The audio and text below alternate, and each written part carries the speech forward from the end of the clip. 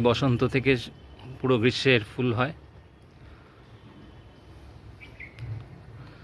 খুবই সহজ, খুব একটা যত্ন এরা চায় না, প্রচুর ফুল হয়। এর অরিজিন হচ্ছে সাদার্ন আমেরিকা, ব্রাজিল এর আশেপাশে। একে বারবারাস লিলি, মার্চ লিলিও বলা হয়। বন্ধুরা, এই